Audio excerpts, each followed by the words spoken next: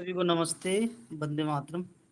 आप सभी का स्वस्थ समृद्ध परिवार के अभियान में बहुत बहुत स्वागत है। और आप सभी को नववर्ष की बहुत बहुत शुभकामनाएं। आप सभी का परिवार खुशहाल रहे, समृद्ध रहे, स्वस्थ रहे।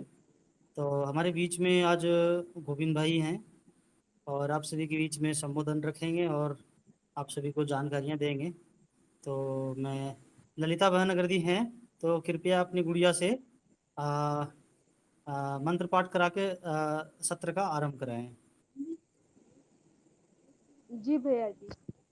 प्रणामः सभी को। ओम नमो भगवते वासुदेवाय धन्वन्तराय अमृत कलशहस्ते सर्व भय विनाशनाय सर्व रोग निवारणाय त्र्यंबकपाते त्रिलोक निदाय श्री महाविष्णु स्वरूपाय श्री धन्वन्तरी रूपाय श्री श्री श्री औषध चक्र नारायण स्वाहा। धन्यवाद। धन्यवाद भैया। जी भैया आरंभ कीजिए। वंदे मातरम। स्वस्थ समृद्ध परिवार निर्माण के प्रयास में आप सभी को स्वस्थ समृद्ध परिवार के कर्णधारों की तरफ से हार्दिक नव वर्ष की हार्दिक शुभकामनाएं। आज मैं संक्षिप्त में कुछ चीज़ें बताने जा रहा हूँ कि जो मौसम चल रहा है अभी गर्मी का, इस मौसम में जो रोग होते हैं, जो कष्ट होता है, उसमें एक कष्ट होता है लू लगना। तो अगर हम लू से कैसे बचें और लू लग जाती है तो हम क्या करें। आवाज़ आ रही है? हाँ जी भैया आ रही है। ठीक है।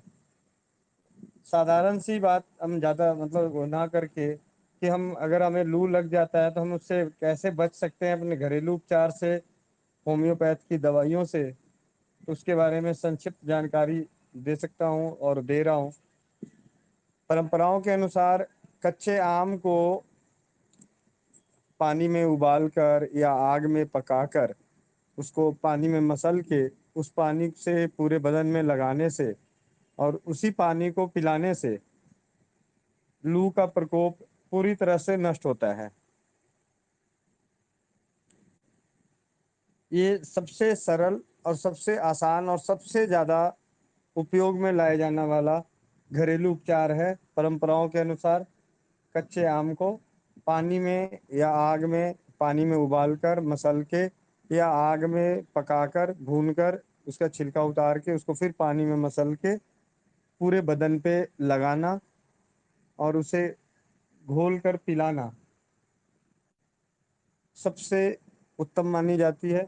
परंपराओं में एक बार नहीं, हजारों बार इसको इस्तेमाल किया गया है। इमली का रस, मिश्री या शक्कर मिला के उसे शरबत बना के थोड़ा थोड़ा करके 2-2 चम्मच, 4-4 चम्मच करके हर 2-2 घंटे पे, 1-1 घंटे पे, 3-3 घंटे पे पिलाने से लू का प्रकोप नष्ट हो जाता है। होम्योपैथ में सबसे अच्छी दवा आती है जिसका नाम है ग्लो लाइन, जो अपने ग्लिसरीन से बनती है। इसकी 30 पावर की 2 से 4 बूंद जल्दी जल्दी के अंतराल पर देने से लू का प्रकोप खत्म हो जाता है। अगर लू लगी हुई है, बहुत तेज शरीर में ताप बढ़ा हुआ है, आंखें लाल हो रखी हो, तेज बुखार है, तो होम्योपैथ की बेलाडोना देनी चाहिए। बहुत तेज बुखार है, बंदा चुपचाप पड़ा रहे, मतलब लू के कारण ताप बहुत तेज हो रखा हो और सुस्त पड़ा हुआ है, तो होम्योपैथ की जेल्सियम देनी चाहिए। 30 पावर जो भी दवाइयां हैं, 30 पावर, या सबसे अच्छा तो है कि आपके नज़दीक में जो होम्योपैथ के डॉक्टर हैं उनसे संपर्क कर लें। लेकिन स्वस्थ समृद्ध परिवार की ओर से ये जो बताया जा रहा है कि होम्योपैथ की ग्लो लाइन, बेलाडोना, जेल्सियम, ये हम अपने ज्ञान के आधार पर बता रहे हैं। हम कोई चिकित्सक नहीं है।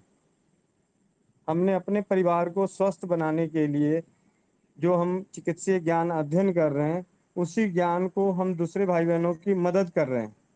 हम किसी की चिकित्सा नहीं कर रहे हैं। और चिकित्सीय प्रचार प्रसार हो अन्य पैथियों का, सरल पैथियों का, सस्ती सुरक्षित, जिसका दुष्प्रभाव नहीं है, इसलिए हम इस काम में लगे हुए हैं। क्योंकि मैं जान रहा हूँ कि ये हमारी रिकॉर्ड हो रही है और यूट्यूब चैनल पे चल रहा है, तो हम पेशे से चिकित्सक नहीं हैं, इसलिए हमारे कहने से आप दवा ना लें, एक भाई की सलाह माने, आप अपने नज़दीक के होम्योपैथ को, आयुर्वेद के चिकित्सकों से मिलें। हाँ, जो दादी नानी की परंपरागत ज्ञान है उन्हें जरूर अपनाएं। उनके लिए तो मैं कह सकता हूँ, हाथ जोड़ के विनती कर सकता हूँ। और जो भाई मानते हैं एक कि भाई के रूप में इन्होंने बताया है, तो आप उस चीज को ले सकते हैं। दवाइयाँ भी चाहे होम्यो अपने ग्रुप में कोई भी जो स्वस्थ समृद्ध परिवार के कर्णधार हैं, कोई भी आपकी मदद करते हैं, चिकित्सक नहीं है तो एक भाई और एक बेटे के रूप में आपकी मदद कर रहे हैं।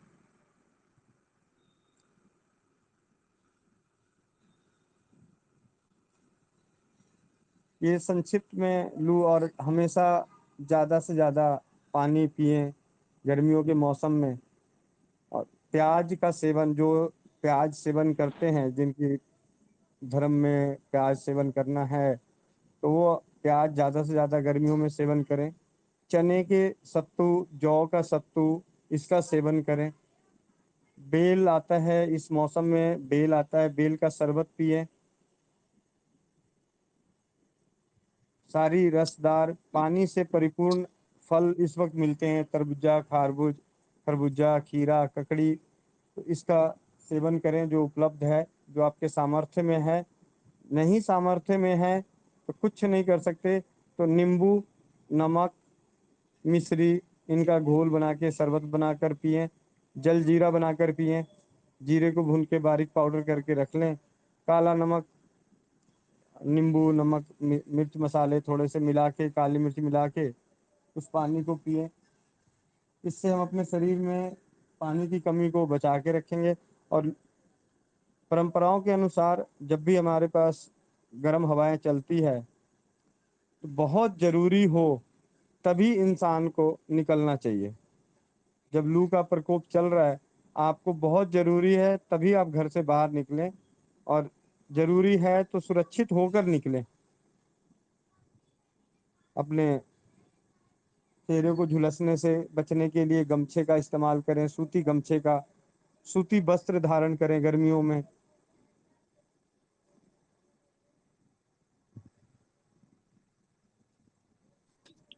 भैया लू के अलावा भी गर्मी में और भी सारी समस्याएं लोगों को होती हैं।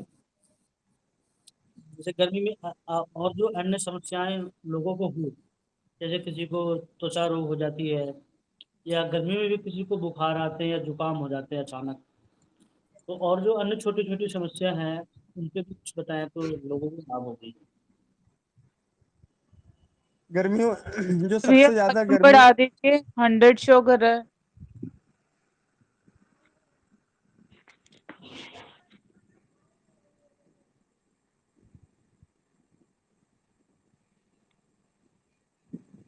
जी मैंने बढ़ा दिया। हाँ हाँ, भैया बताइए।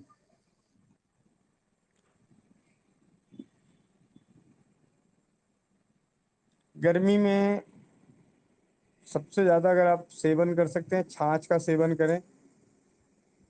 एक लौकी, कच्ची लौकी को ला के कद्दूकस करके उसे पानी में उबाल के उसको छान कर उसमें दही मिलाकर, और राई, राई का जो सरसों होती है राई, उसको पीस कर मिला के रख दीजिए। 2 से 4 चम्मच अगर रोज उसको सेवन किया जाए, नमक बाद में मिलाना चाहिए इसमें, क्योंकि हम नमक पहले मिला देंगे तो नहीं। जब भी आपको खाना है उससे थोड़ी देर पहले उसमें नमक मिला के उसका इस्तेमाल करें। पेट में पूरी तरह से ठंडक बना के रखती है। बिहार की भाषा में इसे रतोबा कहते हैं। जो आप लोग रायता बना के खाते हैं, ये बना के रखा भी जाता है काफ़ी लंबे समय तक। आज बनाया, 2 4 दिन, 4 5 दिन तक चलता है। भैया जी साथ में क्या बोला इसमें डालने के लिए? बनाते तो हैं लेकिन दूसरी क्या चीज बोली? राई, राई, राई, सरसों, काली, मस्टर्ड, मतलब जो मस्टर्ड सरसों सीड उसको, जिसे बोलते हैं। हाँ जी हाँ जी, उसको पीस के डाला जाता है, कच्चा पीस के डाला जाता है। अच्छा, कच्चे को। हम्म।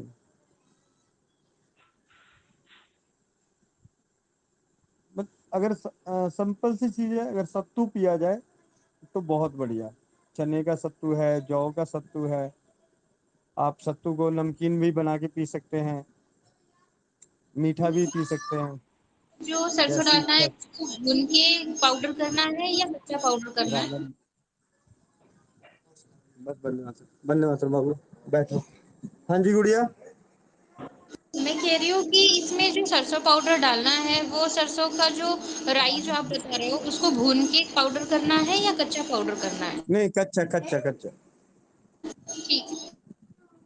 मतलब आप अपने हिसाब से देखिए, आप लोगों के लिए अगर किसी के लिए नई डिश है तो शुरुआत में थोड़ा ही बनाएं, अच्छा लगे तो आप फिर इसे बना के खा सकते हैं।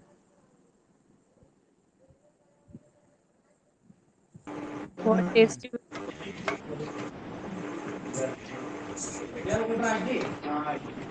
वंदे मातरम भैया।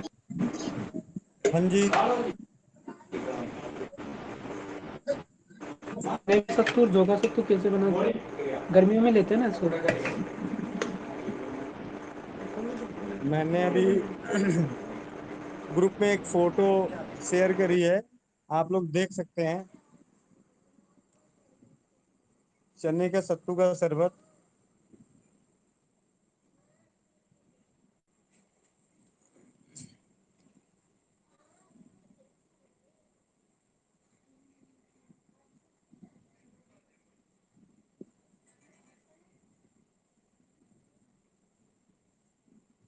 हाँ जी, और किसी का कोई सवाल हो?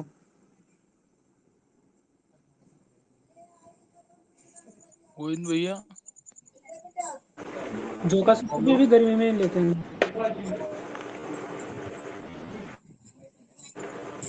हेलो। हेलो हाँ जी भैया। गोविंद भैया, आवाज नहीं आ रही। दीपक, मेरे घर में कोई दो भाई आ गए हैं, तो उनसे मैं बात करता हूँ, जरा आप इसकी आगे की कार्रवाई आप कर लो जरा। जी ठीक है भैया। जी, बंदे मातरम। जी बताएं भैया क्या पूछ रहे हैं आप लोग? भैया जी दीपक भैया अ, जो गर्मी। एक सेकंड, आपकी आवाज नहीं आ रही, कौन बोल रहे हैं? हेलो। हाँ जी, भैया जी पूछे, जिनका नमस्ते। प्रश्न है बोलिए। मैं पूछूं?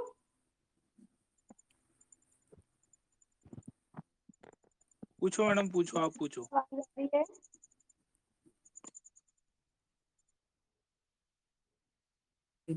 तो क्या आवाज आ रही है? हाँ हाँ, अब आ रहे, बोलिए बोलिए, हाँ। जी भैया मैं पूछ रही थी मुझे ना हाँ जी कुछ दवाइयाँ रखनी है, जैसे कि सर्दी जुकाम बुखार जो सीजनल बीमारियां हो सकती है, जैसे शरीर दर्द। तो ऐसी कोई मुझे लिस्ट मिल सकती है, क्योंकि यहाँ से कोई भारत आ रहा है तो मैं उसको मतलब बोल दूंगी वो सारी आयुर्वेदिक की और होम्योपैथिक की दवाइयाँ लेकर आ जाए, तो मैं मुझे कहीं मतलब ज्यादा कुछ झमेला ना देखना पड़े। दीदी मिल तो जाएगी, दीदी मिल जाएगी, मिल जाएगी, मैं लिस्ट भेज दूंगा। वैसे मैं अभी अभी जो मुझे ध्यान में है, जो मुझे याद है, वो मैं बता रहा हूँ। ये दवाइयाँ ला के रखिएगा, जब तकलीफ हो तो बताइएगा कि ये दवाई मेरे घर में है, तो क्या हम इससे दवाई इलाज कर सकते हैं, ठीक है? तो बाकी आप हर दवाई का उपयोग तो अभी आप मैं क्या ना कर रहा हूँ, सुनिए। लिस्ट दे देना एक भैया। सेकंड, मैं क्या कर रहा हूँ, सुनिए तो सुनिए सुनिए। ये मैं सारे क्या कह रहा हूँ कि अभी सारी दवाओं का विधि बताना संभव नहीं है, क्योंकि आयुर्वेद की तो कुछ बताई जा सकती है, लेकिन हेम्योपैथ तो सब लक्षण पे काम करेगी।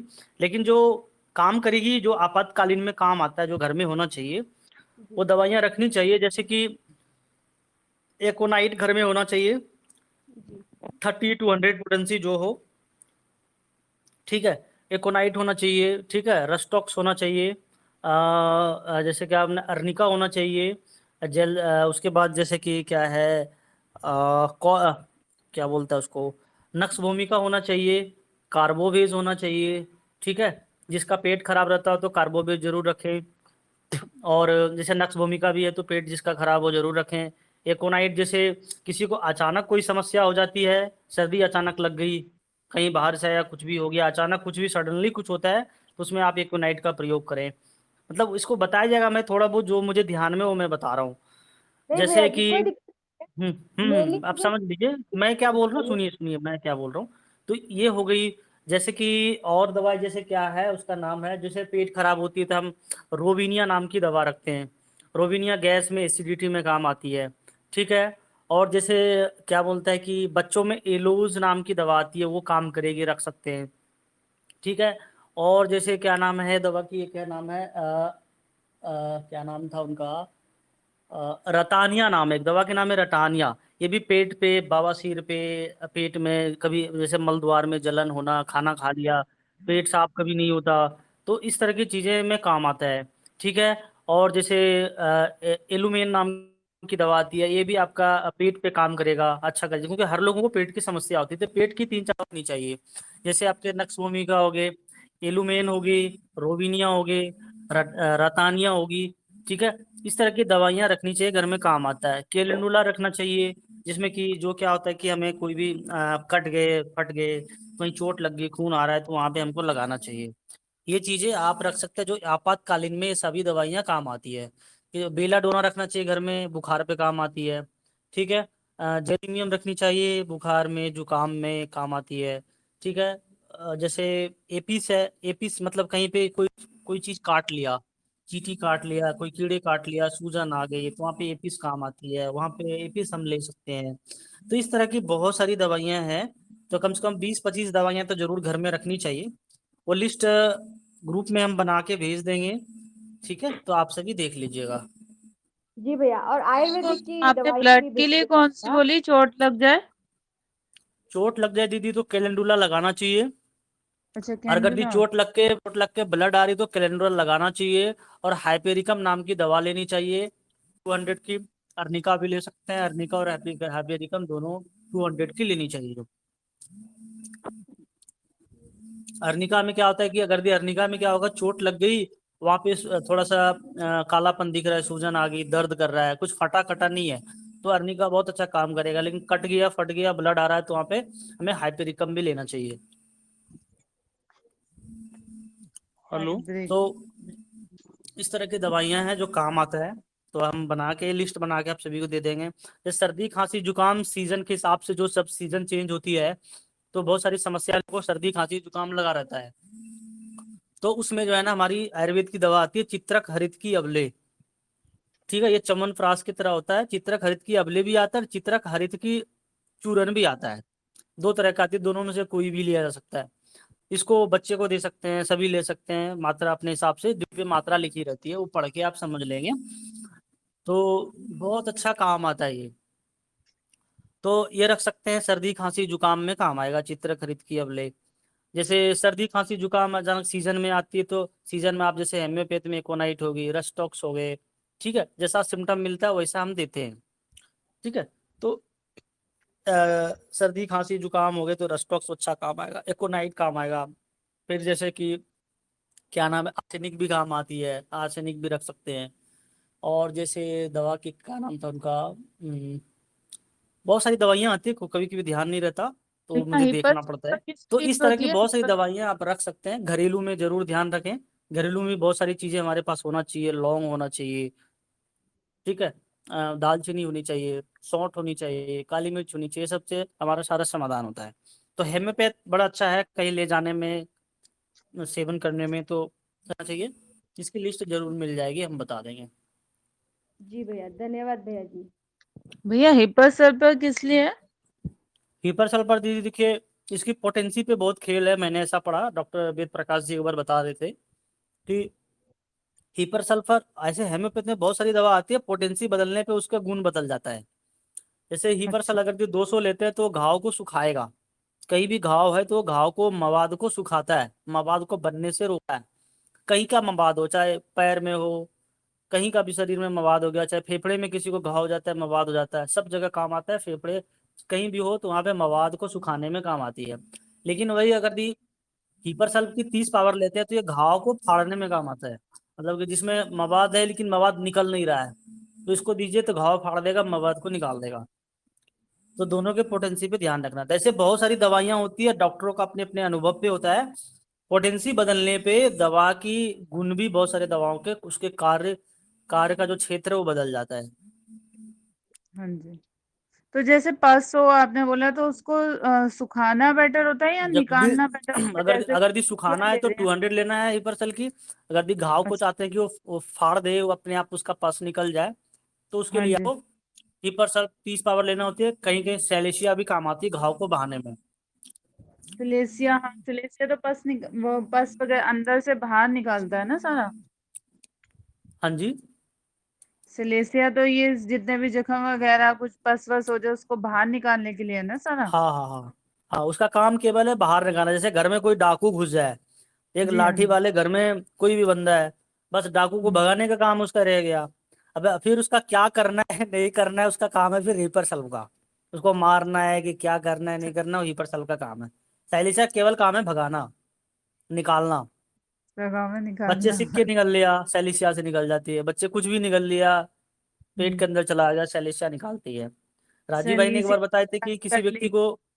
किसी भी व्यक्ति को गोली लग जाए, हाँ शरीर में जी। गोली लग जाए, तो गोली के दाने जो होते हैं, छर्रे होते हैं, उसको निकालने का काम करता है सैलिसिया। तो ये थोड़ा क्रिटिकल कंडीशन होता है, इसके लिए डॉक्टर का परामर्श जरूर लेना चाहिए। हम्म। जो भी चीजें भैया मैं अगर बता कोई रहा हूँ, पैसा खाली ये लक्षण मिलता है व्यक्तिगत, ऐसा अनुभव कर जो भाई पूछता है उसको बताते हैं।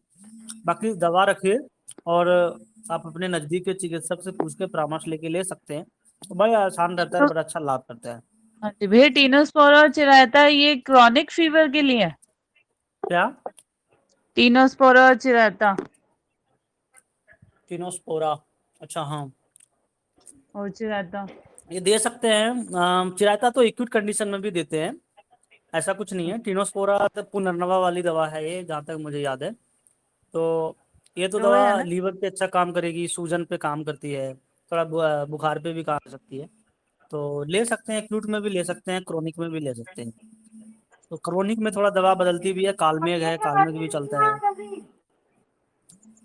मशीन एक चलाई। सेकंड, काफी ज्यादा कॉल आ रहा है एक बहन का, मैं लेके फिर बताता हूँ। हाँ जी हाँ जी।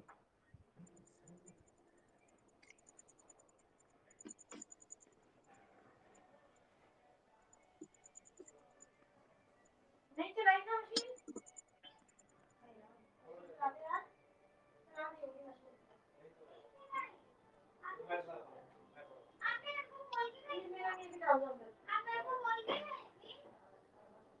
तो बस कुछ मत कर, खून में ही मत कर, वो भी डाल दो। हाँ।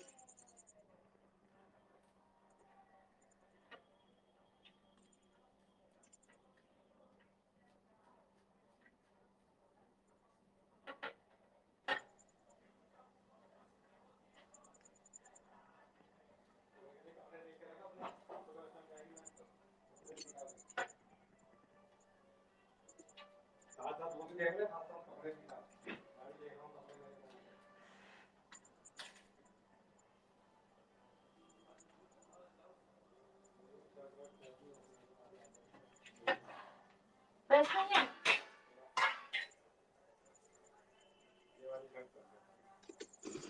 जी माफी चाहते हैं, एक बहन का इमरजेंसी कॉल था, उन्हें कुछ तकलीफ थी। जी, बाकी किसी भाई बहन का प्रश्न है तो पूछिए। दीपक भैया, हाँ हाँ। अच्छा गर्मी में जो घमौरियां हो जाती है उसका कुछ बताइए ना उसके बारे में।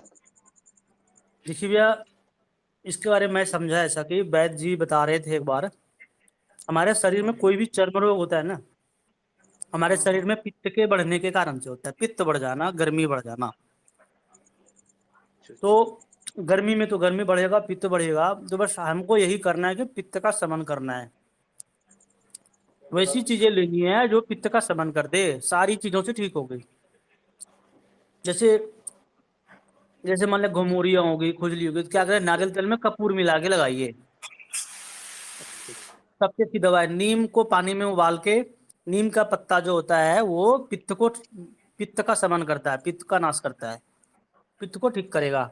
तो नीम का पत्ता उबाल के उससे धोइए, जिनको खुजली वो घमौरियाँ हो रही है बहुत जल्दी ठीक हो जाएगा। उसके बाद ये नारियल तेल में, नारियल तेल पित्त का ठीक करेगा, कपूर पित्त को ठीक करेगा, नारियल तेल में कपूर मिला के लगाइए तो बिल्कुल ठीक हो जाएगा, कोई दिक्कत नहीं है। और थोड़ा सा धनिया, मिश्री, सौंफ का थोड़ा पानी बना के, इसका हीम बना के, हीम मतलब कि कम से कम 4-5 ठंडे पानी में भिगो दीजिए, रात में भिगो दीजिए, सुबह छान के पी लीजिए, ये हीम हो जाता है। इसको पी सकते हैं, शाम में भिगोइए, सुबह पीजिए, बहुत अच्छे से ठीक करेगा। त्रिफला का भी थोड़ा सेवन कर सकते हैं, पानी में पी सकते हैं, लेकिन त्रिफला से थोड़ा दस्त आने का डर रहता है, तो त्रिफला भी थोड़ा डाल के पानी से, धनिया लिया, जीरा लिया, सौंफ लिया, इस समय गुलकंद खाइए, बिल्कुल ठीक हो जाएगा, कुछ नहीं है। नीम का नहीं पत्ते का रस पी वो भी। सकते हैं। अच्छा जी, नहीं कपूर कितना मिलाना, तेल थोड़ी मात्रा बताएंगे? जितनी मर्जी करे भैया, इसमें क्या मात्रा देखना है, अच्छा जितना मन अच्छा करे अच्छा। तेल डालिए, उतना कपूर मिलाइए। 8-10 चम्मच ठीक। तेल ले लीजिए, 1-1.5 चम्मच कपूर मिला लीजिए, 2 चम्मच मिला लीजिए, मर्जी करे तो मिला के रख लीजिए, उसको लगाइए। और देसी गाय हो तो देसी गाय का गोबर का लेप कीजिए, देसी गाय का अच्छा गोबर का अच्छा। लेप कीजिए, सारे चर्म रोग ठीक होते हैं, घमौरियां सारे ठीक हो जाते हैं। बस यही करना है कि इस समय में जिनको घमौरियां हो रहा है उसको कोई भी गर्म चीजें खाने को नहीं देना है। छाछ पिला सकते थोड़ा, जीरा नमक मिला के, सौंफ मिला के, बहुत अच्छा काम करेगा। सौंफ का, जीरा का सेवन कराइए मिश्री के साथ। गुलाब का फूल, एक गुलाब का फूल का चटनी बना के मिश्री मिला के खा सकते हैं। तो ये सारी चीजें पित्त से संबंधित जो भी रोग है वो ठीक होगा। धन्यवाद धन्यवाद दीपक। जी जी।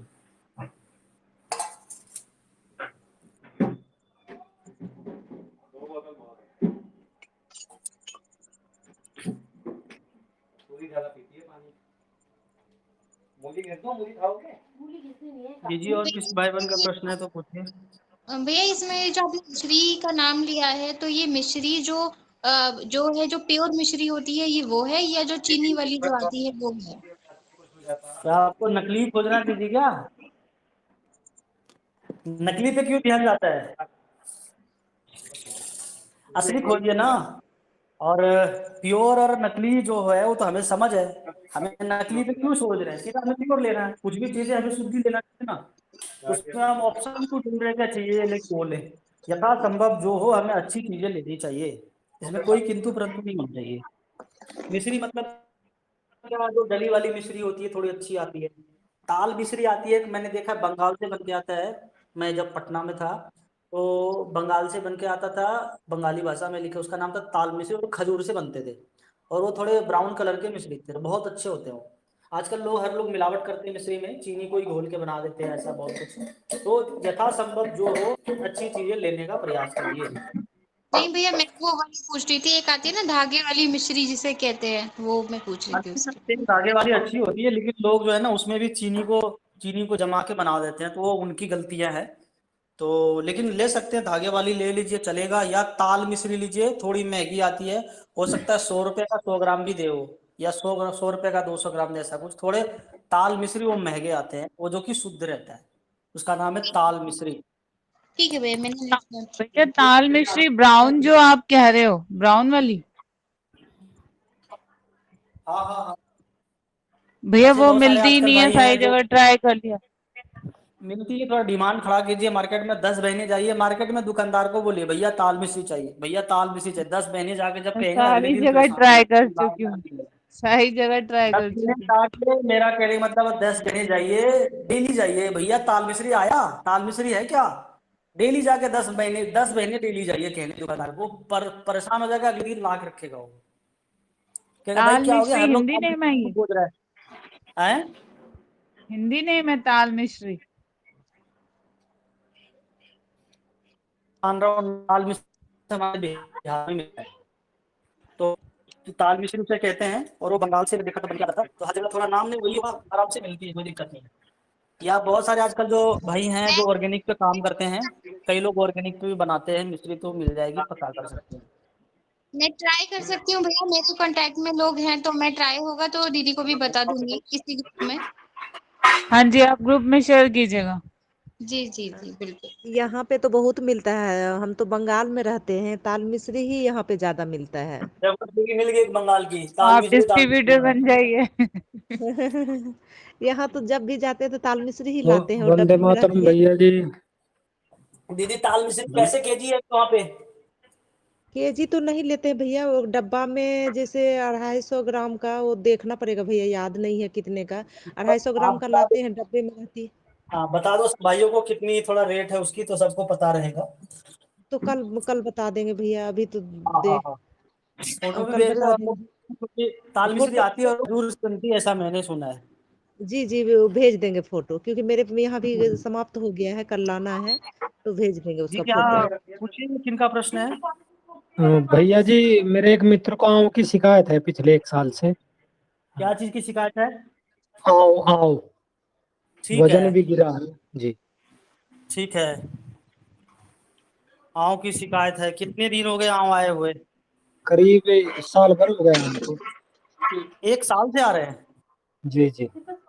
आँव के साथ रक्त भी आता है या केवल नहीं सफेद नहीं, रंग का आँव होता है?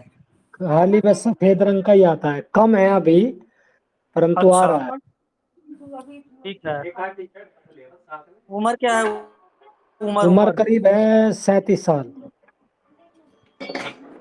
37 साल, ठीक है। जी जी देखिए भैया, मैं अभी 2 दवा बता रहा हूँ, ध्यान से सुनिएगा, और लिख सकते हैं तो लिख लीजिए, ठीक है? जी जी और मैं ग्रुप में लिख के भेज देता हूँ, तो आप जी देख लेना। जी बेल के फल, बेल का जो फल होता है ना, बेल बेल बेल बेल जी का जी गुदा, जी बेल का गुदा और बेल के पत्ते से 2 हेम्योपैथिक दवा बनती है। जी बेल के गुदे से भी बनती है और बेल के फल से भी बनती है। जी वो दोनों जो है ना, आँव के लिए बहुत अच्छी दवा मानी जाती है। वो मैं अभी लिख के भेज रहा हूँ, मैं बता दूंगा इसके बारे में। जी जी तो उसकी मदर टिंचर लानी है और दिन में 2 से 3 बार पीनी है, जी ठीक है? जी तो अभी आप चैट बॉक्स चेक कीजिए, मैं बता रहा हूँ। जी देखिए मैंने भेज दिया है। हेम्योपैथ की 2 दवा आती है, उसका नाम है एगले मार्मेलस और दूसरी का नाम है एगले फोलिया। जी सर। एगले फोलिया बेल के पत्ते से बनती है और एगले मार्मेलस बेल के गुदे से बनती है। ये जी भैया। दोनों जो है ना, आँव के लिए बहुत अच्छी। 4 बार, और आप 5 दिन की स्थिति एक बार बताइएगा। जी बाकी 3 मिर्च मसाला बंद रखिएगा, ठीक जी है? जी ये दबा दीजिए, बहुत दवा जी नहीं ले सकते, आराम होगा।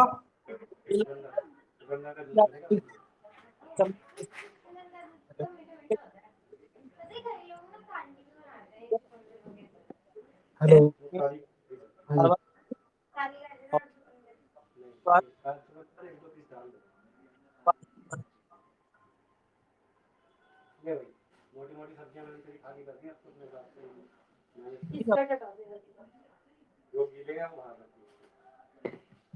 भैया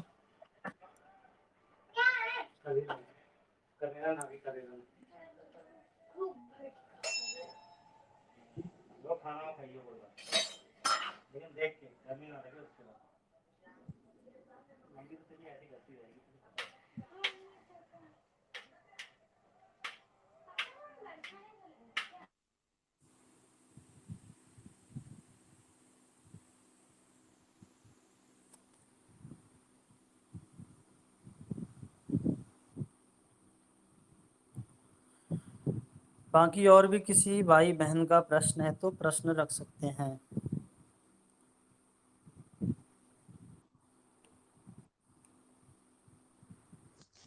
भैया जी, एक बार सोने के बारे में बताना कि उसको कैसे घोल के, कांच की शीशी में कितनी क्वांटिटी और कितना पानी, अगर छोटे बच्चे को देना हो, 2.5-3 साल के बच्चे को, तो क्या देना है? चूना चूना। कितने साल का बच्चा है? 3 साल का। 3 साल के बच्चे को मेरे हिसाब से 2 जीरे के बराबर देना चाहिए, उससे ज्यादा नहीं देना चाहिए। 2 जीरे के बराबर चूना 1 से 2 जीरे चलेगा, थोड़ा कम ही देना चाहिए। 3 साल का तो 1 जीरे के बराबर ही दीजिए, बहुत है। या और 10 देखते हुए उसको, हाँ, 1 से 2 जीरे के बराबर चूना, सुनिए सुनिए, 1 से 2 जीरे के बराबर चूना, 1 कटोरी, आधी कटोरी पानी, 2 कप पानी में घोल के, 1 कप पानी में घोल के पिला दीजिए। पानी की मात्रा थोड़ा अच्छा रहना चाहिए, ना कम ना ज्यादा। तो लगभग लगभग आधा मैं कटोरी पानी पूछ रही लेके हूँ कि जैसे भैया उसमें इसको घोल के रखते हैं पहले। है। मैं ये पूछ रही हूँ जैसे हरजिंदर भैया ने भी एक बार किसी को बताया था ना कि उसको कांच की शीशी में घोल के रख लो।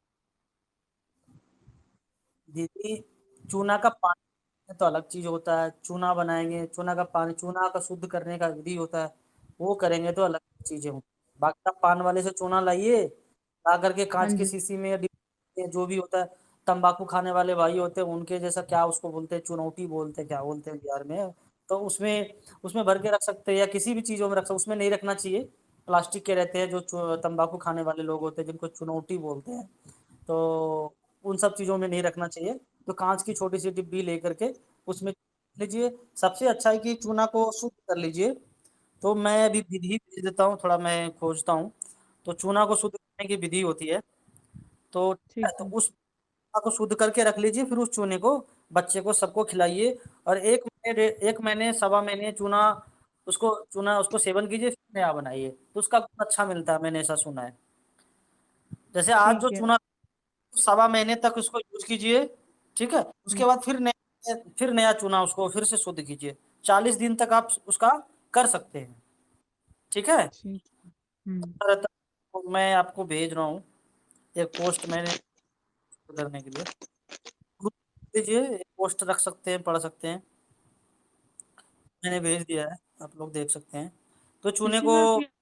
कि क्या करना होता है कि किसी भी जो पक्की मिट्टी होता है ना, मिट्टी का बर्तन में दस हाँ जी। ग्राम चूना डाल करके ऊपर से 1 लीटर पानी डालें, ठीक है। पानी डालेंगे तो ये बुना बुझा हुआ चूना रहता है, उसमें डालेंगे तो फिर ये क्या होगा, बुलबुला बुलबुला छोड़ेगा। बुलबुला जब छोड़ेगा तो इसको इसी स्थिति में छोड़ दें, 1 घंटे खुला छोड़ दें, ठीक है। उसके बाद 1 घंटे बाद इसका ढक्कन से चूने वाले जो पात्र हैं वो अच्छे से ढक दें। 1 घंटे बाद उसको क्या करना है, जो चूने का जो जो जिसमें रखे हैं उसका ढक्कन, उसको ढक दीजिए, ठीक है। और फिर हवादार जगह पे रख दीजिए इसको, अच्छे जगह पे। फिर क्या करना है, जिस दिन मान लिया आज सुबह में ऐसा कर दें, तो पहली शाम, आज के शाम को साफ स्वच्छ लकड़ी से चूने को 1 मिनट तक हिलाइए। लकड़ी से उसको हिलाना है चूने को, ठीक है। आज की शाम, पहली शाम चूने से हिलाइए, ठीक है, 1 मिनट तक हिलाए। फिर इसी प्रकार अब अगले दिन का दूसरी सुबह, वो शाम को हिलाइए, सुबह शाम दोनों टाइम हिलाना है, ठीक है, 1 1 मिनट। तीसरे दिन का होगा, उसमें तीसरे सुबह को हिला दीजिए, तीसरी शाम से, और फिर जो है ना, इसको क्या करना है कि अगले दिन उसको निथार लेना है। फिर चौथी सुबह जो होगी, चूने को बिना हिलाए ही सबसे पहले चूने को, पानी को निथार लीजिए, पानी पसा लीजिए, फिर उस पानी को किसी कांच की शीशी में रख लीजिए। फिर ठीक है, तो ये जो चूना का पानी हो गया, ये चूना का पानी कलर, नीचे जो बच गया वो चूना हो गया, ठीक है। चूने को कांच की शीशी में रख लीजिए, धातु को छोड़ के, किसी भी मेटल वाली चीजों में नहीं रखनी है, तो कांच में ही रखना है चूना को, तो वो अच्छा रहेगा। क्योंकि चूना रिएक्शन भी करती है थोड़ी मेटल वाले वगैरह में। प्लास्टिक में रखेंगे तो प्लास्टिक का उसमें कुछ चीजें आ जाएंगी, उसमें नहीं रखना। तो कांच रखना है। कांच क्या होता है, न्यूट्रल होता है, कांच रिएक्शन रिएक्शन नहीं करता, ठीक है। इसके बाद ये आपका जो चूना हुआ पूर्णतः शुद्ध हो गया, तो चूना रख सकते हैं, होगी चूना भी खिलाइए, ये चूना शुद्ध हो गया। फिर उसका पानी हो गया, पानी तो 1 चम्मच तक हम दे सकते हैं बच्चे को, कोई दिक्कत नहीं है। आधा 1 चम्मच तक, 2 चम्मच भी चलती चूने का पानी। तो चूने का पानी 1 चम्मच 2 चम्मच तक दिया जाता है। तो आप अपने बच्चे को 3 साल के, तो 1 चम्मच तक चूना पानी दे सकते हैं। बाकी सीधा मेरा कहने का मतलब है, हमें शरीर में कुछ भी हो, तो ये होगी आपका चूना शुद्ध करने का विधि, जो मैंने आपको बता भी दिया पोस्ट के माध्यम से। और बाकी कोई भी दवा और औषधि का मात्रा सबसे अच्छा है उसका समझने का, जो मैं समझता हूँ, उसको अपने शरीर पे लीजिए। जैसे मैं अभी अजमोदादी चूरन खाता हूँ, मेरा थोड़ा सा जो है ना, मेरा थोड़ा बात बिगड़ा हुआ है, ऐसा वैद्य जी ने बताए थे। मैंने पूछा था, बोला कि बात समझ के लिए क्या करें, बोला कि सबसे अच्छा होता है कि अजमोदारी चूरन लीजिए। उसमें कि एक चिकित्सा की विधि है कि चिकित्सा में वैद्य जी बताते हैं कि ऋषियों ने बताया कि दो तरह की चिकित्सा होती है। एक होती है रोगाभिसर चिकित्सा, एक होती है प्राणाभिसर चिकित्सा। तो रोगाभिसर चिकित्सा में जैसे अभी आपने पूछा, मैं दवा बता दी, कुछ भी हुआ मैं दवा बता दी, इसको कहते हैं रोग को नाम सुना और दवा बता देना, इसको रोगाभिसर चिकित्सा बोलते हैं। और प्राणाभिसर में क्या होता है कि शरीर के सारे बात पित्त कफ अग्नि दोष सबको समझते उसका समन कर दो, और इसकी चिकित्सा करने में 7 महीने लगते, जो वैद्य जी बताए थे। तो वैद्य जी बोले कि चलिए मैं अपने शरीर पे प्रयोग करता हूँ। तो वैद्य जी बोले कि आप अजमोदादी चूरन ले आइए। तो मैंने अजमोदादी चूरन लाया और पहले दिन मैं खाया। पहले दिन थोड़ा खाया, मैं सोचा थोड़ा बढ़ा के देखता हूँ। जैसे ही मैंने थोड़ी मात्रा बढ़ा के लिया तो मेरे शरीर में थोड़ा सा पेट में अजीब सा थोड़ा सा लगा। मैं समझ गया कि मेरे लिए जो मात्रा है ना ज़्यादा लग रहा है, तो ये मेरी मात्रा सफिशिएंट बहुत एक्सेस हो गई, इससे थोड़ा कम ले लेंगे, तो हमें पता चलेगा कि हमारे लिए इतनी मात्रा सही होगी। तो इस तरह से चीजें होता समझते हैं। लेकिन चूना में ये ध्यान रखिए कि चूना बच्चे को एक जीरे के बराबर 2 जीरे के बराबर दीजिए, जो 5 साल से छोटे बच्चे हैं। जो 7 साल 8 साल के हो गए तो उसको लगभग लगभग हम आधे गेहूं तक दे सकते हैं 8 साल वाले को। ठीक है, 7 साल 8 साल वाले। फिर जो 15 साल भैया का हो तो हम एक गेहूं के बराबर चूना दे सकते हैं। भैया चूना पत्थर लीजिएगा, चूना को दूध में मिला के नहीं लीजिएगा। हाँ जी दीदी। दीपक भैया, मैं क्या करती हूँ, वो अपनी बेटी को चूना देती हूँ तो वो जो उसका निथरा हुआ पानी होता है ना, वो 1 चम्मच दे देती हूँ, मतलब पूरा चूना नहीं देती, तो वो ठीक है क्या? काम करता है हल्का हम्म। चूना, तो वो चूना का पानी बहुत अच्छा होता है, वो दे सकते हैं, चूना का पानी भी पी सकते हैं। भैया जैसे ठीक है। 100 ग्राम चूना है तो कितने लीटर पानी डलेगा उसमें? अब जैसे देखिए दीदी, 1 लीटर में 10 ग्राम डली ना, हम्म। 10 ग्राम चूना डाले 1 लीटर पानी में, तो 100 ग्राम में कितना हो जाएगा? 10 ग्राम में 1 लीटर, तो 100 ग्राम में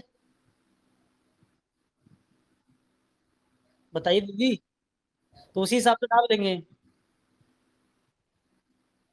ठीक है, उतना लेने की जरूरत नहीं है हमें। हमें क्या करना है कि एक बार में 10 ग्राम लीजिए, ही आपके चूने 1 महीने चल जाएंगे। तो इसी अनुपात में पानी बढ़ा सकते हैं, कुछ नहीं होता। ठीक है। हेलो। हाँ जी। दीपक दीपक भैया, मैं क्या करता हूँ कि कांच के गिलास में एक गिलास पानी लिया और उसको थोड़ी अंगली में लेके थोड़ा उसको मसल देता हूँ। फिर वो दूध जैसा हो जाता है, फिर उसको लगभग 30 मिनट बाद पी लेता हूँ। इसमें इसमें कोई दिक्कत नहीं है ना, या नहीं कोई नहीं, ज्यादा देर रख? उसका बस देखना जितना लीजिए, बड़े आदमी है तो एक गेहूं बराबर लीजिए। हाँ, और उसको मैं बस 30 1 मिनट रखता हूँ, तो इसमें कोई हानि नहीं है ना, मतलब, या ज्यादा देर रखना है? चूना को 30 मिनट क्यों रखते हैं? वो थोड़ा मतलब पूरा दूधिया होके वो नीचे बैठ जाता है, फिर वो जो दूधिया चूना दूधिया पानी पी। चाहे वो चूना लीजिए जो पान वाले भाई रखते हैं ना, वो ले आइए, तो घर में बना, जैसे मैंने अभी बताया, जी जी जी। ऐसा बना के घोलिए और फट से पी लीजिए, उसमें क्या करना हाँ, है। बिल्कुल हाँ। बिल्कुल। ठीक है भैया दीपक भैया, धन्यवाद। दीपक भैया, हाँ जी भैया। हाँ, वंदे मातरम। जी जी, वंदे मातरम। वो रहता है कि एक लड़का है, वो मतलब कि बार बार है तो गोड़ लगते रहता है। आए। जैसे एक लड़का 28 साल का है, हाँ। वो है सो ये जो सीढ़ी वगैरह कुछ भी है, सब कुछ को मतलब कि गोड़ लगते रहता है, प्रणाम करते रहता है।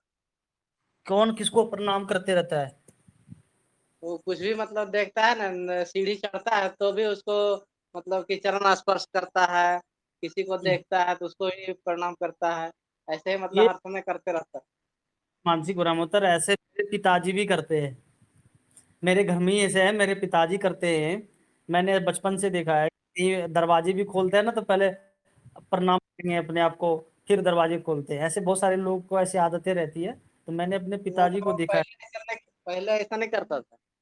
नहीं नहीं, ठीक है, तो अब वो बाद में उदाहरण दिया, उसको तकलीफ क्या होती है, क्या होता है उसके साथ, क्या दिक्कत आती है?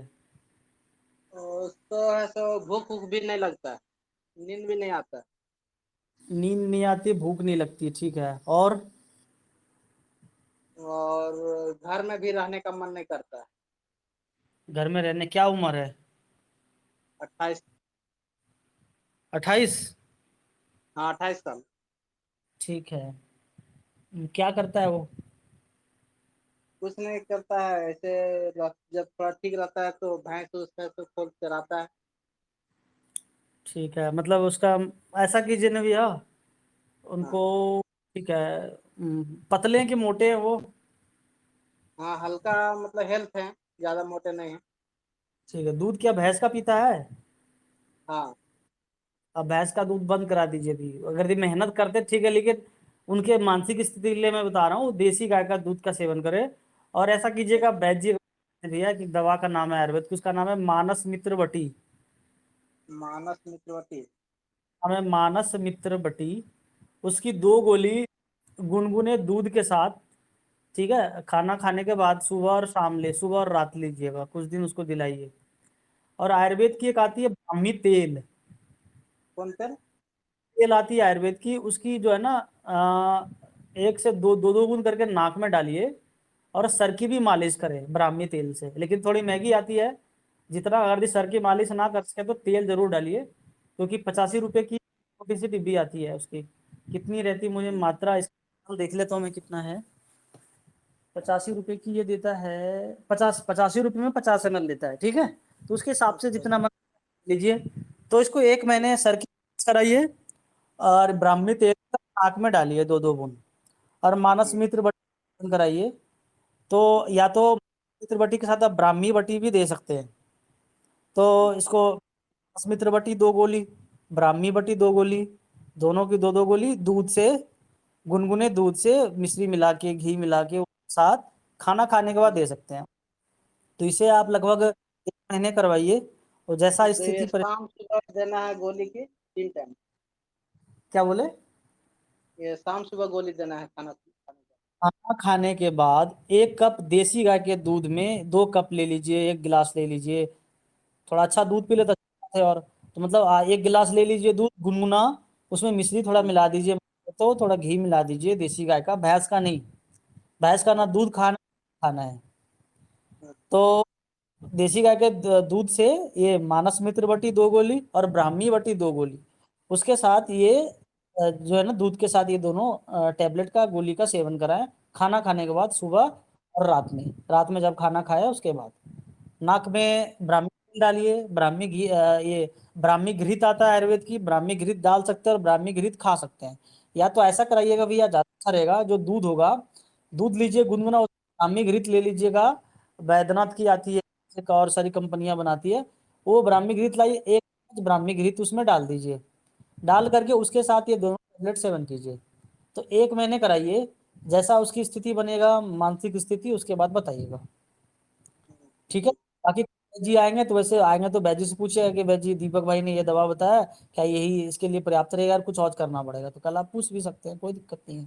जी या आप जी। एक बार आइए, जैसा लगे आप बताएंगे, जी भैया। ठीक है। ठीक।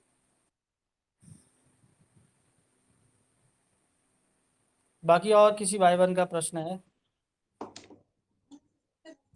भैया जो चैट में आपने शेयर किया वो कैसे सीन करें, वो शो नहीं हो रहा। क्या चैट में? जो आप कह रहे हैं अच्छा, ना, मैंने मैसेज डाला। चूने वाला। हाँ जी।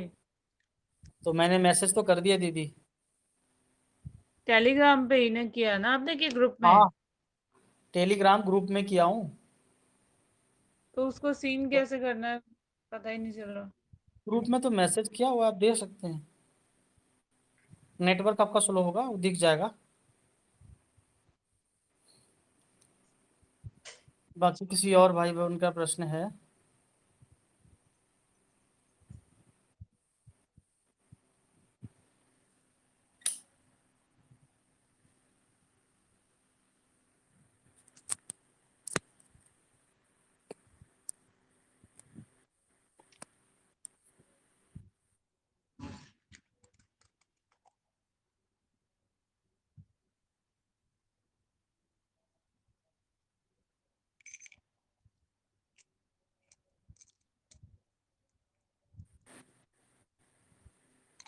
किसी और भाई बहन का प्रश्न है तो पूछिए। बाकी आप सभी बैच जी से जो आप सभी को चीज़ें सीखने को मिल रही है, जो देख रहे हैं, बैच जी बताते रहते हैं, तो इन चीज़ों को सुनिएगा और अच्छे से उनको, आप चाहें तो इसके बारे में अध्ययन कीजिए। जो वैद्य जी बताते हैं उसके आधार पे धीरे धीरे आप ग्रंथों का अध्ययन कर सकते हैं, शास्त्रों का अध्ययन कर सकते हैं। मैं तो हर भाई राष्ट्रभक्तों बहनों से कहता हूँ, कुछ रहे ना रहे, टीवी रहे ना रहे, लेकिन घर में शास्त्र जरूर रहनी चाहिए। मतलब कि हमारे घर में आयुर्वेद की पुस्तक हो, वेद की पुस्तक हो, महाभारत हो, रामायण हो, इस तरह की चीजें हमारे घरों में होनी होनी चाहिए। जब तक आपके घरों में नहीं रहेगा तो बच्चे पूछेगा कैसे कि अच्छा पापा जी ये क्या है, माँ ये क्या है, पूछेगा तब तो आप कहोगे ना ये वेद है, या ये रामायण है, या ये आयुर्वेद है। रहेगा नहीं, टीवी रहेगा तो केवल बच्चे कहते हैं ला रिमोट दो, मैं अपनी तरह से कार्टून देखूंगा। तो ऐसी चीजें नहीं करना है। सभी से निवेदन है, वैद्य जी आप सभी को जागरूक कर रहे हैं, आयुर्वेद पे बता रहे हैं, तो आप सभी आयुर्वेद की किताबें, वैद्य जी ने 1532 बताए आयुर्वेद की पुस्तकें हैं, तो 1532 तो खरीद नहीं सकते हैं, घर भर जाएगा। उसमें जो अच्छी अच्छी पुस्तकें हैं जो आपके काम आ सकता है, जैसे अष्टांग हृदय है, चरक संहिता है, सुश्रुत संहिता है, भैषज रत्नावली है, इस तरह की जो चीज़ें हैं, पुस्तकें हैं, इस तरह के हम खरीद के रख सकते हैं। और भी धीरे धीरे जैसे आपको रुचि बढ़े वैसे वैसे अन्य अन्य ग्रंथ खरीद सकते हैं। तो हम सभी को ग्रंथ रखना चाहिए, पुस्तकें घर में होनी चाहिए। तो तभी हमारे बच्चे भी पूछेंगे, बच्चे को बता सकते हैं, आप 2 लाइन पढ़ो बच्चों को सुनाओ, बच्चों को बताइए। तो हमें क्या करना है, अपने अपने से हमें क्या करना है, अपने बच्चों को बड़े होते होते उसको आयुर्वेद का अच्छा नॉलेज दे दे। एक माता पिता का कर्तव्य बन जाए ऐसा, हमारा आयुर्वेद बहुत आगे बढ़ जाएगा। फिर वो पीढ़ी कभी भी जो है ना जहरीली दवाओं की तरफ देखेगा भी नहीं। कम से कम एक माँ और पिता ये कर दे कि बच्चे को प्रतिदिन श्लोक रटवाए, आयुर्वेद की श्लोक। वैद्य जी कहते हैं कि अगर दी केवल बच्चे को 10वीं कक्षा तक आयुर्वेद के जो सूत्र स्थान है, जिसमें कि ऋषियों ने सूत्रों में सारे नियमों को बांधा है, जैसे पानी का नियम राजीव भाई ने बताया, क्या एक सूत्र है, खाना खाने के पहले पानी नहीं पीना, बाद 1.5 घंटे बाद पीना, ये सूत्र है। तो ऐसे बहुत सारे सूत्र जो है कि हजारों हजार सूत्र हमारे ऋषियों ने लिख के दिए हैं शास्त्रों में, चरक संहिता में है, सुश्रुत संहिता में है, अष्टांग हृदय में है, ठीक है। ऐसे बहुत सारे ग्रंथ हैं, तो उस सूत्रों को बच्चों को रटवाइए और उसका मतलब बताइए।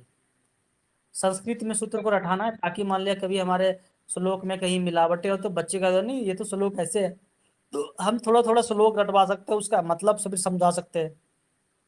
अगर दिए महीने में 10 श्लोक भी 20 श्लोक भी बच्चे को याद करवा सकते हैं, सारी तो नहीं लेकिन जितना उनकी मानसिक क्षमता है उसके हिसाब से हम याद करवाएं। पहले आप खुद पढ़िए, उसमें लगे कि नहीं हमारे बच्चों को इतना तो जरूर पता होना चाहिए, तो जरूर बताना चाहिए। ऐसे हर माता पिता को करना चाहिए। और भी चीजें हैं, वेदों का मंत्र हम बच्चों को पढ़वा सकते हैं। जैसे एक दिन वैद्य जी बता रहे थे कि एक व्यक्ति गायत्री मंत्र पढ़े तो उसका हीमोग्लोबिन बढ़ गया, और अंग्रेजी भाषा पढ़ा तो उसका हीमोग्लोबिन घट गया। कई सारे उसके अंदर बहुत सारी चीजें उसके शरीर में दिक्कतें आ गई।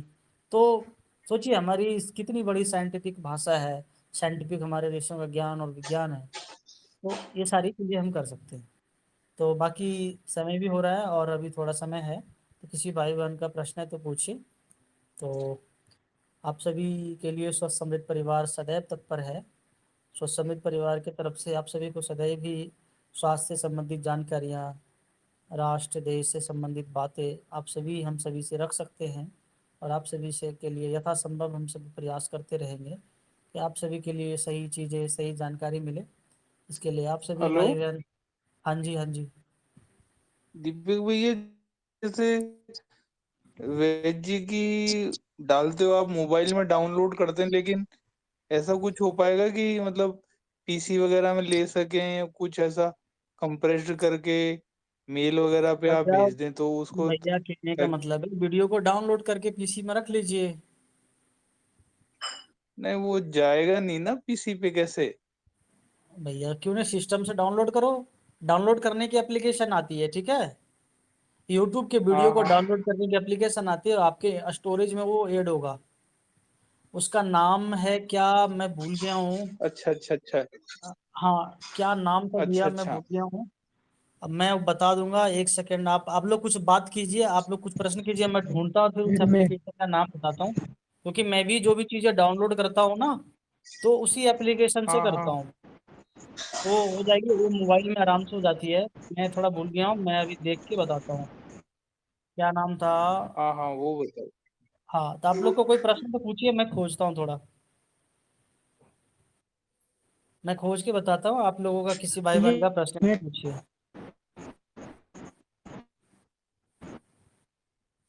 हाँ जी।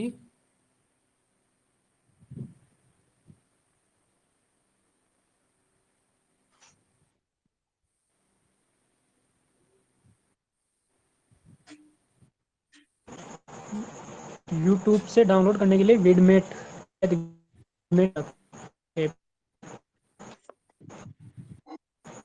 हेलो। हाँ जी, हाँ जी। कौन सा ऐप बताया?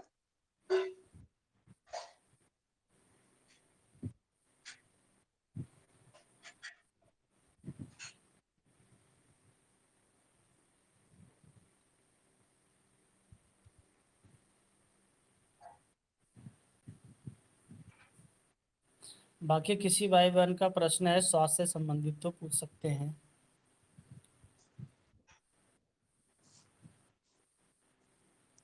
मिल गया भैया पोस्ट, थैंक यू भैया।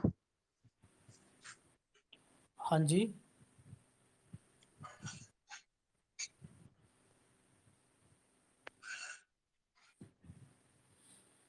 मुझे उस एप्लीकेशन का नाम याद नहीं आ रहा है, मैं नहीं तो बता देता आप सभी को। देखता हूँ, जब मुझे याद आएगी तो मैं आप लोगों को अगले दिन बता दूंगा। शेयर जरूर करना दीपक भैया उसको। क्या भैया? नहीं नहीं, मैं वो जो, हमेशा यूज करता हूँ भैया, मैं जब भी जरूरत पड़ती है मैं यूज करता हूँ, लेकिन मुझे भी याद ही नहीं आ क्योंकि रही। वैद जी बहुत ज्ञान की बातें बता रहे हैं, वो क्या है, धीरे धीरे ही बात भी धीरे धीरे दिमाग में सेट होगा वो। अरे हो जाएगा भैया, बस आप लोग ध्यान रखें, अध्ययन कीजिए, सारी चीजें होगी। भैया एक वो वाला वीडियो मिल सकता है जिसमें गोविंद भैया ने बच्चों को सिखा रहे थे वो नसों की ब्लॉकेज पेन वाला, वो नहीं मिल रहा मेरे को। क्या चीज? वो पेन से भैया सिखा रहे थे ना बच्चों को, ऐसे वो नीचे से ऊपर करके प्रेस करना, वो हाँ नसों की हाँ, ब्लॉकेज। वो तो यूट्यूब में ही होगी, कम से कम 1,000 वीडियो, 1-1,500 कितनी वीडियो होगी, तो सारी वीडियो पर चेक करते रहना, मिल जाएगी। यूट्यूब में ही चेक करना है, किया था हाँ, लेकिन वो सर्च नहीं हो यूट्यूब पा पे वो रहा। वीडियो है जहाँ तक मुझे ध्यान है। प्ले लिस्ट में जाओ, प्ले लिस्ट में, वहां पे प्ले लिस्ट, मैजिक है, मैजिक। प्ले लिस्ट मैजिक, एक ठीक है। मैजिक का प्ले लिस्ट है।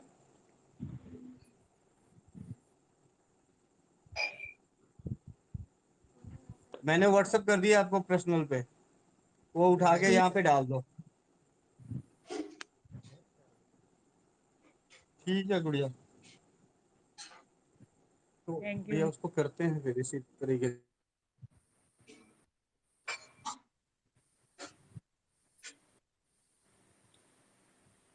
देखिए, जिस भाई ने पूछ रहे थे ना कि यूट्यूब के वीडियो को डाउनलोड कैसे करें, तो आप लोग को गूगल पे जाके सर्च करनी है वीडियो डर, VIDODER, वीडियो डर सर्च करेंगे तो मिल जाएगी।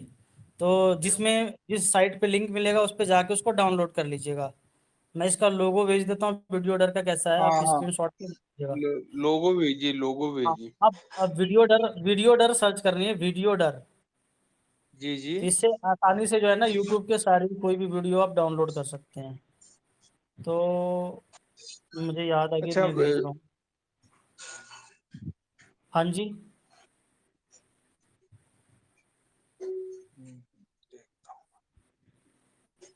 मैं ग्रुप में लिंक भेज रहा हूँ उस लिंक साइट का, वहाँ पे जाके आप लोग डाउनलोड कर लेना, तो हो जाएगी।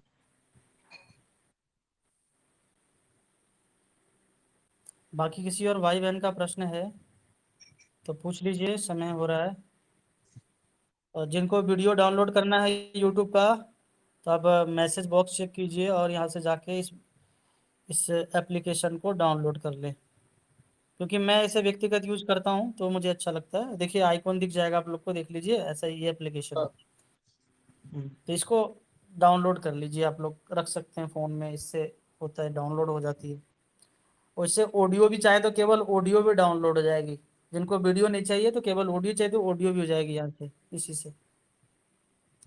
ऑडियो तो कम ही साइज में हो जाएगी। ठीक है। थैंक यू, बाकी थैंक यू। किसी और भाई बहन का प्रश्न है तो बताइए।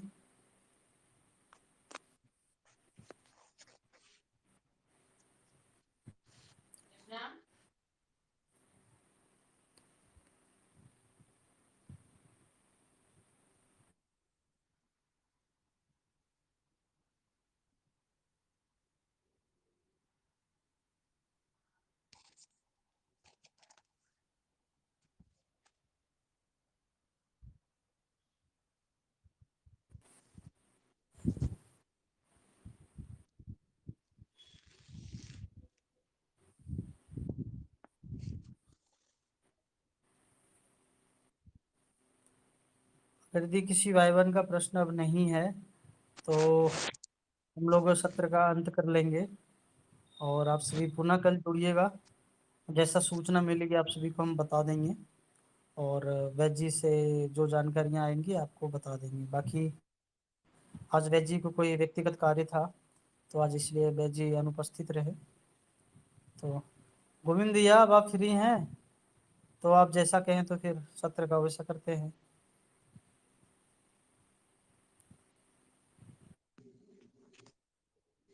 भैया एक सवाल है लास्ट। जी जी।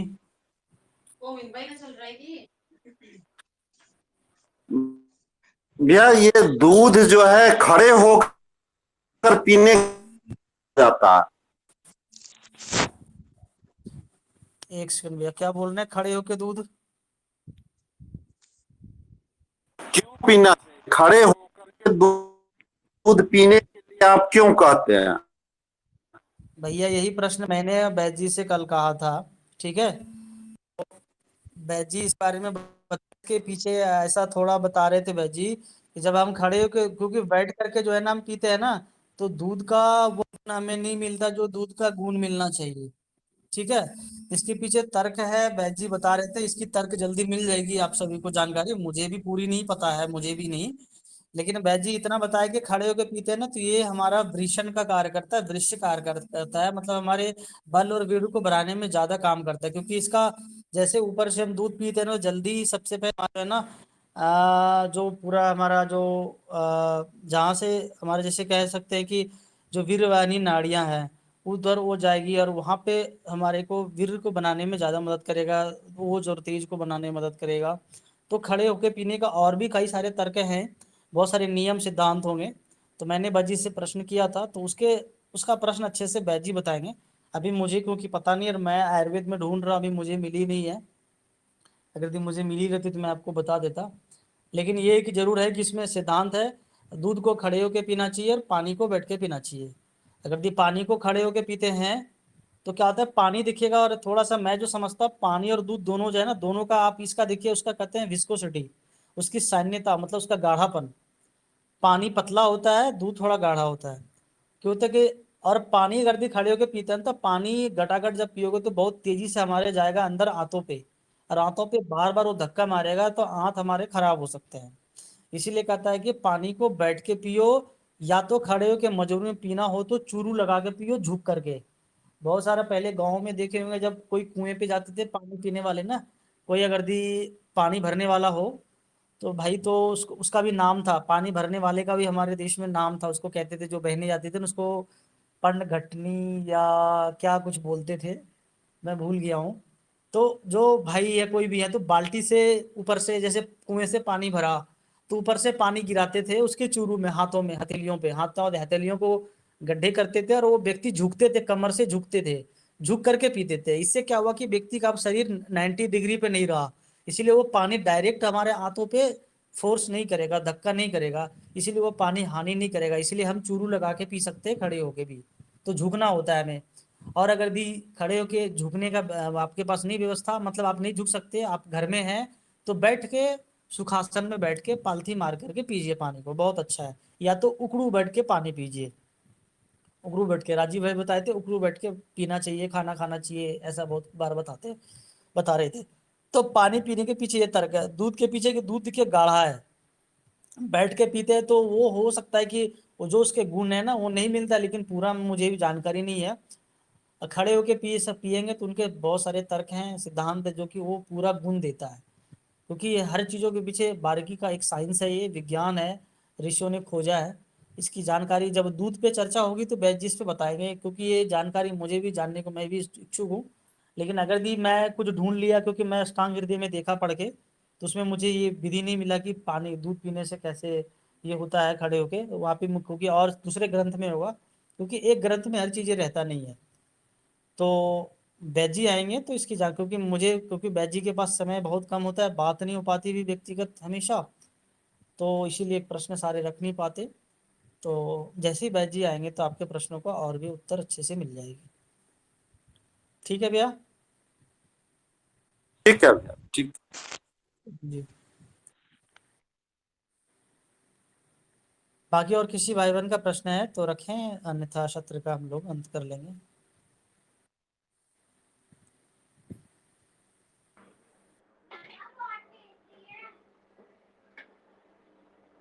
वंदे मातरम भैया। जी भैया ये वैद्य जी ने जब बताया था कि हीमोग्लोबिन बढ़ाने के लिए सोना गेरू का इस्तेमाल कर सकते हैं, 1 चम्मच रात में भिगा करके रखना है, तो उसको सवेरे कैसे, मतलब उसके ऊपर वो कुछ कह रहे थे कि ऊपर आ जाएगा, उसको छान करके फिर पीना है। वैद्य जी आपको कैसे बताए थे? 1 चम्मच गेरू भैया रात में भिगा करके रखना है। ठीक है, हाँ। और सूप में सवेरे छान के उसका कैसे पानी मैं। पीना है, पूरा जी जी घोलना ऐसे नहीं है, तो मिट्टी ना आ जाए, पानी उनका निथार, जैसे चूने का पानी कैसे निथारते हैं, तो वैसे ही निथार के अच्छा। उसके पानी में फिर छान के उसको पीजिए, तो ये अच्छा रहेगा। थोड़ा मैं अभी वैद्य जी का भी मैं ये बात को दोबारा सुना नहीं हूँ, तो बस मुझे भी हाँ इतना भैया ही मैं ध्यान भी था। वीडियो देखी थी। क्या ये दीदी? बात मैं ये बात मैं सुन नहीं पाई कि कैसे पीना है, बस इतना कोई बात याद नहीं, है कि शायद हाँ ये वाली वीडियो नहीं, ये दीदी जो है ना, ये वीडियो पब्लिक हो गई है, सुन लीजिए जाके चैनल पे, सोना ठीक है गेरू का भैया। पानी पीने के फायदे, ऐसे करके जी लिखा होगा वीडियो में, जाके देख लीजिए, वैद्य जी के नाम से है, उसमें वीडियो मिल जाएगी, परसों ही पब्लिक हो गया शायद। ठीक है, तो अच्छा। वीडियो सुन लीजिए, नहीं, पता चल जाएगी। आपने जो तरीका बताया ना, ये जो पानी गिरवे वाला है, तो ये इसको निथार के ही पीना है पानी, उन्होंने यही बोला था। अभी देखिए, मैं दीदी अपने अपने अनुसार कह रहा हूँ, लेकिन वैद्य जी ने क्या कहा वो सुन लीजिए, क्योंकि नहीं। मैं भी दोबारा वैद्य जी का भी वो वीडियो नहीं सुना हूँ, इसलिए मैं नहीं कंफर्म नहीं कर सकता कि वैद्य जी ने क्या कहा है। मैंने सुना था, तभी बता रही ठीक है। हूँ। हाँ ठीक है, तो इसको पानी को निथार के ही पीना है। ठीक है, बढ़िया बात, हाँ उसमें क्या दिक्कत है, पी लीजिए, कुछ नहीं होगा। हाँ। पहले तो लोग ऐसे तो खाते थे, थोड़ी बहुत मिट्टी भी लगते खा लेते थे, तो क्या होता हाँ था, मैं तो थोड़ी जाता था। इसको निथारना मतलब क्या, छानना? निथारना मतलब हाँ। पसाना, जैसे नीचे उसकी मिट्टी बैठ गए हैं, तो हल्के से बिना हिलाए उसको, जैसे चूने का मैंने कैसे बताया कि चूने को पूरा घोलना नहीं, अब छोड़ देना है, सुबह एक बार हिलाना है, शाम में भी नहीं हिलाना, अगले दिन बिना हिलाए डुलाए बस आसानी से हल्के धीरे से उठा के पसा लीजिए, ताकि उसका कोई अंश जो है ना, सॉलिड चीजें ना आए, ऊपर का सॉलिड ना। पानी पकाना है। ठीक। ठीक है। अच्छा, उसे छानना कहते हैं, ठीक है हाँ ठीक है। हाँ, वो हो गया निथरा हुआ पानी। निथारना उसको हिंदी में अपना नॉर्मल भाषा में ऐसे अपने लोग बोलते हैं पसाना, जैसे चावल का माड़, भात का माड़ कैसे पसाते, तो उसी को पसाना कहते हैं, इसे निथारना। तो ऐसे ही होगा, बाकी वीडियो सुन लीजिए, वैद्य जी का वीडियो डाउनलोड कीजिए, ऑडियो डाउनलोड कीजिए, उसको मैंने एप्लीकेशन में भेज दिया, वीडियो डर नाम की एप्लीकेशन है, उसमें उससे जरिए आप ऑडियो वीडियो डाउनलोड करके रख लीजिए, सुरक्षित रहेगा। कभी कभी क्या होता है, यूट्यूब का भरोसा नहीं, यूट्यूब वाले हमारे तो नहीं है, क्या पता कब यूट्यूब उड़ा दे वो, तो इसलिए अपने जी आप भैया। घरों में, अपने अपने फोनों में, अपने अपने लैपटॉप में हर हैगा। जगह सेव करके रखिए, हर एक जी भैया। मोबाइल में, हर एक लैपटॉप में वैद्य जी का वीडियो होना चाहिए, ऑडियो होना चाहिए, उसे रख लें, काम आएगी। जी भैया। जी। क्योंकि ये आप सदैव रख सकते हैं, आप वीडियो सुन करके आप अपनी, चाहे तो सुन सुन के उसकी एक किताब लिख लोगे आप, तो आप सभी लिखना काम कर सकते हैं, अपने डायरी में लिखिए, कॉपियों में लिखिए, वैद्य ने क्या भैया पता ये कब सब कुछ ऑडियो, जो जो क्या बताते पता हैं वो मुझे। कि कब, एक मिनट दीदी कह रहा हूँ, क्या पता कब ये टेक्नोलॉजी बंद हो जाए, क्या पता कब यूट्यूब बंद हो जाए, क्या पता कब फेसबुक बंद हो जाए, हम लोग केवल इसी पे भरोसे हैं, हमारा भरोसा है कागज और कलम, इससे बड़ा सबूत नहीं रहेगा, ये यूट्यूब पे, फेसबुक पे किसी पे भरोसा मत रखिए, क्योंकि ये हमारे अपने नहीं हैं वास्तव में, ये भी विदेशी हैं, विदेशियों के हैं, ये भी अंग्रेजों के हैं, तो इसीलिए सभी लोग सुनिए, और ऑडियो को रख लीजिए, शुरुआत के लिए मेमोरी में रख लीजिए, यूट्यूब अपने लैपटॉप में रखिए, मोबाइल में रखिए, साथ में धीरे धीरे सुन सुन के कॉपियों में लिखिए, मैं खुद लिखता हूँ बैजी का ऑडियो सुन करके, तो इनको सुनिए, तभी आप इसको सुन के फिर पढ़ेंगे, और फिर अपने बच्चे को पढ़ाएंगे, अपने परिवार वालों को समझाएंगे, उसमें जो आपको अच्छा लगे। तो प्रत्येक दिन एक ऑडियो सुन करके उसको लिखिए, 1-2 घंटे करना है, प्रतिदिन 1-2 घंटे समय दीजिए, तब आपको पूरा आयुर्वेद समझ में आ जाएगी, जब इतना आपका आधार बन जाएगा, तो फिर आयुर्वेद की कोई भी किताब पढ़ेंगे तो समझ में आएगा फिर। तो ये सारी चीजें हैं, इसलिए आप केवल यूट्यूब पे सुन सोच रहे हैं कि स्वस्थ समृद्ध परिवार पर डल गई, हो गई मेरी काम, क्या पता कब डिलीट हो जाए, तो फिर क्या करोगे आप, इसीलिए आप सभी डाउनलोड कर लीजिए और रखिए उसको, फिर उसके बाद अपने डायरी में, कॉपी में लिखिए। क्योंकि फिर ज़्यादा ऑडियो हो जाएगा तो फिर आप कब लिखोगे? 20-25 तो ऑडियो, 30 हो गए, तो अभी से लिखना चालू करोगे तो अच्छा रहेगा। ठीक है भैया।